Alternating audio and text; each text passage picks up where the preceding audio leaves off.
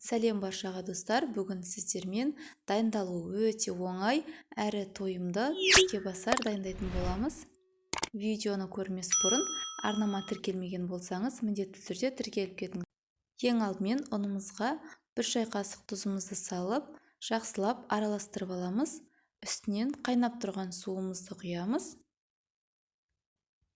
Кішкене ғана араластырып, осы массамыздың үстінен 2 ас қасық көлемінде сұйық май құйып алып, қасығымыздың көмегімен жақсылап біріккенше араластырып аламыз.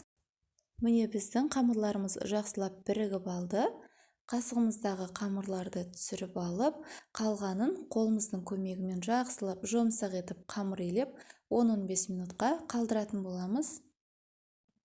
Бұл уақытта біз начинкасын дайындап аламыз. Бізге сосиска қажет болады. Осылай күшпен өткізсеңіз де болады, не болмаса майдалап 4 бұрышты етіп турап алсаңыз да болады.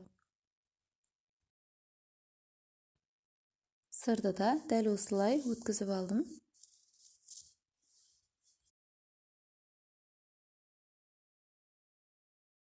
Енді барлығын үлкендеу ыдысқа салып аламыз. Үстінен 3 жұмыртқамызды жарып алып, жақсылап араластырып аламыз.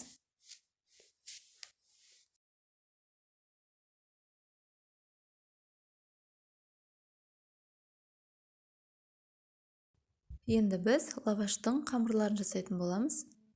Қамырларды дәл осылай кішкентай бөліктерге бөліп алдым. Табаңыздың көлеміне қарай бөліп алсаңыз болады. Менде 12 бөлік шықты. Дәл осылай жұқа етіп жайып аласыздар. Қызып тұрған табада дәл осылай пісіріп аламыз. Қаласаңыздар, дайын лаваш сатып алсаңыздар да болады.